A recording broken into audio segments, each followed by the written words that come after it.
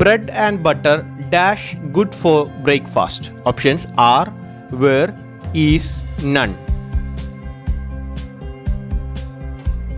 ഇതിൻ്റെ ശരിയായിട്ടുള്ള ഉത്തരം ഓപ്ഷൻ സി, ഈസ് എന്നുള്ളതാണ്. അതിന് കാരണം ആൻഡ് ഉപയോഗിച്ച് രണ്ട് നൗൺസിനെ യോജിപ്പിക്കുമ്പോൾ അവ ഒരേ ആശയത്തെ സൂചിപ്പിക്കുന്നു എങ്കിൽ സിംഗുലാർ വെർബ് ഉപയോഗിക്കുന്നു. എന്താണ്?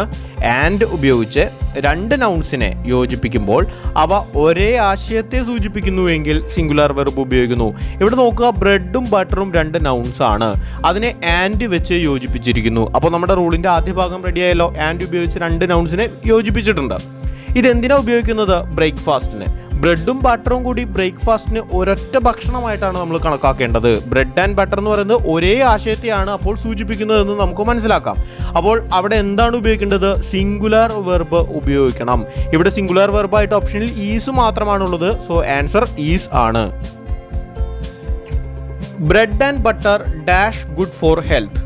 Options are, is, has, was.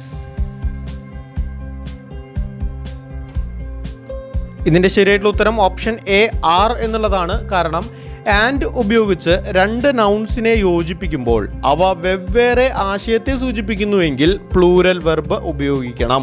കഴിഞ്ഞ ചോദ്യത്തിൽ എങ്ങനെയായിരുന്നു?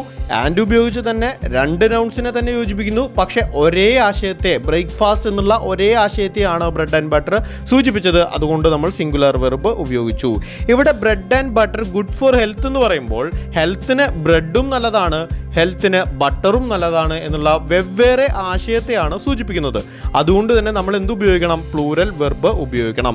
ഇവിടെ ഓപ്ഷൻസ് നോക്കുമ്പോൾ പ്ലൂരൽ വെർബായിട്ടുള്ളത് ആർ എന്നുള്ളതാണ്. അതുകൊണ്ട് ശരിയായിട്ടുള്ള ഉത്തരം ആർ ആണ്. ഇത് രണ്ടും മാറിപ്പോവാൻ സാധ്യതയുണ്ട്. ശ്രദ്ധിച്ച് മനസ്സിലാക്കി പഠിക്കേണ്ടതാണ്. The interview will be held between 10 AM dash 1 PM. Options 2, till, up to, and. ശരിയായിട്ടുള്ള ഉത്തരം ഓപ്ഷൻ ഡി, ആൻഡ് എന്നുള്ളതാണ്. ഇതിന് കാരണം വളരെ എളുപ്പമാണ്. ബിറ്റ്വീൻ എന്ന പ്രിപ്പോസിഷന് ശേഷം ആൻഡ് ഉപയോഗിക്കണം. എപ്പോഴും ശ്രദ്ധിക്കുക, ബിറ്റ്വീൻ കണ്ടിട്ടുണ്ടെങ്കിൽ ബിറ്റ്വീന് ശേഷം എന്ത് വന്നിട്ടുണ്ടാവും? ആൻഡ് നിർബന്ധമായിട്ടും വന്നിട്ടുണ്ടാവും. സോ ഇവിടെ the interview will be held between എന്നാണ് പറഞ്ഞിരിക്കുന്നത്. അപ്പോൾ 10 AM ആൻഡ് 1 PM എന്നുള്ളതാണ് ശരിയായിട്ടുള്ള പ്രയോഗം. The old man shared his property dash his wife, his son and his sister.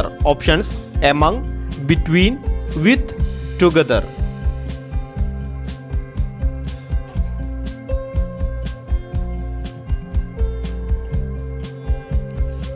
ഇവിടെ ശരിയായിട്ടുള്ള ഉത്തരം ഓപ്ഷൻ ബി, ബിറ്റ്വീൻ എന്നുള്ളതാണ്. അതിന് കാരണം രണ്ട് വസ്തുക്കൾ, വ്യക്തികൾ, വസ്തുതകൾ എന്നിവയെക്കുറിച്ച് പറയുകയോ രണ്ടിൽ കൂടുതൽ വസ്തുക്കൾ, വ്യക്തികൾ, വസ്തുതകൾ എന്നിവയുടെ പേര് പരാമർശിക്കുകയോ ചെയ്താൽ ബിറ്റ്വീൻ ഉപയോഗിക്കുന്നു.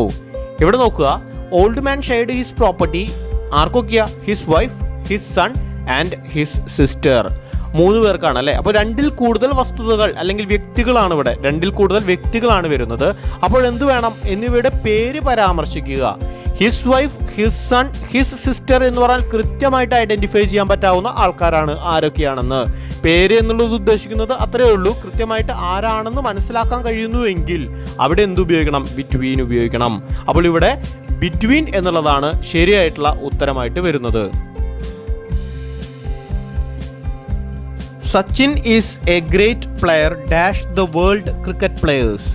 Options among, between, on, in.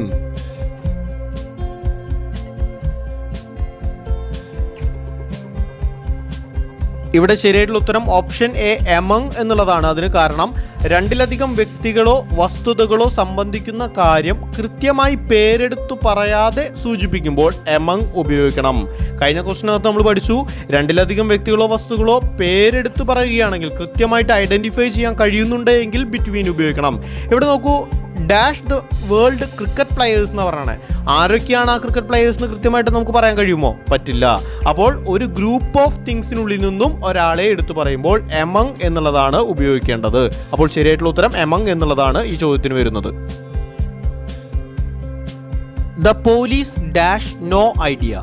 Options has, have, will, shawl.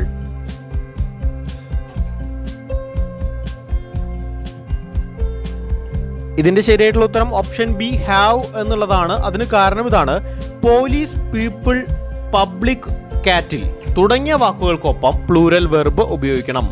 Okay, police, people, public, കാറ്റിൽ, PPPC എന്നുള്ള ഒരു കോഡ് വെച്ച് നമുക്ക് പഠിക്കാൻ വേണമെങ്കിൽ പോലീസ്, പബ്ലിക്, പീപ്പിൾ, കാറ്റിൽ എന്നീ വാക്കുകൾക്കൊപ്പം പ്ലൂരൽ വെർബ് ഉപയോഗിക്കണം. ഇവിടെ പ്ലൂരൽ വെർബ് ഏതാണുള്ളത്? ഹാവ് എന്നുള്ളതാണ്. അപ്പോൾ ശരിയായിട്ടുള്ള ഉത്തരം എന്താണ്? ഹാവ് എന്നതാണ്. അപ്പോൾ the police have no idea എന്നാണ് പറയേണ്ടത്. My shoes dash missing. Options is, are, was, has.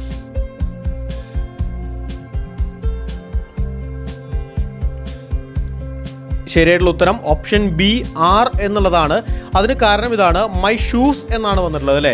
ഇവിടെ spectacles, scissors, pliers, binoculars, pants, shoes തുടങ്ങി ഒരേപോലെയുള്ള രണ്ട് പാർട്ട് ചേർന്ന് ഉണ്ടാവുന്ന വസ്തുക്കളുടെ പേരുകൾക്കൊപ്പം എല്ലായ്പ്പോഴും പ്ലൂരൽ വെർബ് ഉപയോഗിക്കണം. ഏതൊക്കെയാണ്?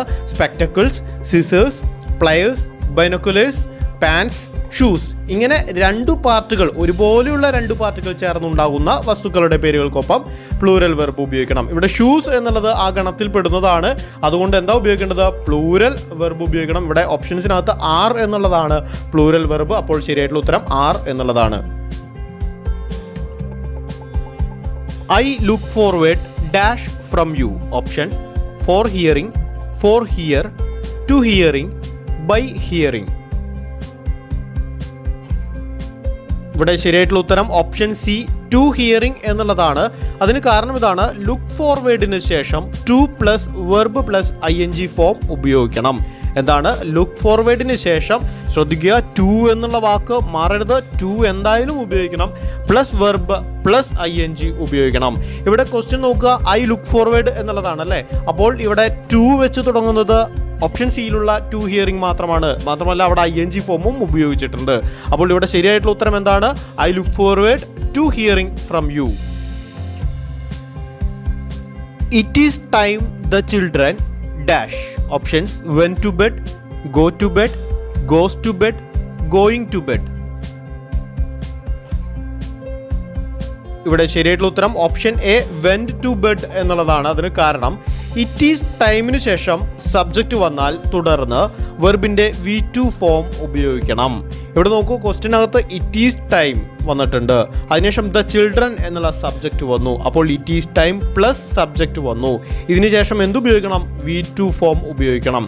ഓപ്ഷൻസ് നോക്കുമ്പോൾ ബിയിലും സിയിലും ഡിയിലും എന്തില്ല? V2 ഫോം അല്ല. ഓപ്ഷൻ എക്കകത്ത് വെന്റ് എന്നുള്ളതാണ് V2 form. So went to bed ആണ് ശരിയായിട്ടുള്ള ഉത്തരം. Let's read a story dash. ഒരു ക്വസ്റ്റ്യൻ ടാഗ് ആണ്. Options don't it, didn't it, have we, shall we. ഇവിടെ ശരിയായിട്ടുള്ള ഉത്തരം ഓപ്ഷൻ ഡി ഷോൾ വി എന്നുള്ളതാണ്. ക്വസ്റ്റ്യൻ ടാഗ് വരുന്നത് അവിടെ കോമ കഴിഞ്ഞ ഒരു ഡാഷ് കഴിഞ്ഞ ക്വസ്റ്റ്യൻ മാർക്കാണ്. അതുകൊണ്ടാണ് ക്വസ്റ്റ്യൻ ടാഗ് ആണെന്ന് നമുക്ക് മനസ്സിലാക്കാൻ കാരണം. എപ്പോഴും ലെറ്റ്സ് ഓർ ലെറ്റസിൽ ആരംഭിക്കുന്ന സെന്റൻസിന്റെ ക്വസ്റ്റ്യൻ ടാഗ് എന്തായിരിക്കും? ഷോൾ വി എന്നുള്ളതായിരിക്കും. ലെറ്റ്സ് എന്ന് തുടങ്ങുകയാണെങ്കിൽ ക്വസ്റ്റ്യൻ ടാഗ് എന്തായിരിക്കും? ഷോൾ വി ആയിരിക്കും. പിന്നെ വേറെ ഒന്നും നോക്കേണ്ടതില്ല. ഇവിടെ ക്വസ്റ്റ്യൻ നോക്കുമ്പോൾ let's read a story, new story എന്നാണ് പറഞ്ഞിരിക്കുന്നത്. ലെറ്റ്സിൽ ആരംഭിച്ചിരിക്കുന്നു. അപ്പോൾ ഓപ്ഷൻ ഡി ഷോൾ വി എന്നുള്ളത് മാത്രമായിരിക്കും ശരി ഉത്തരം. വീഡിയോ ഇഷ്ടപ്പെട്ടാൽ ലൈക്ക് ചെയ്യുക. സബ്സ്ക്രൈബ് ചെയ്യാത്തവർ എത്രയും പെട്ടെന്ന് സബ്സ്ക്രൈബ് ചെയ്യുക. ബെൽ ഐക്കൺ എനേബിൾ ചെയ്യുക. ഇനി നമുക്ക് മറ്റൊരു ക്ലാസ്സുമായി കാണാം. Thank you.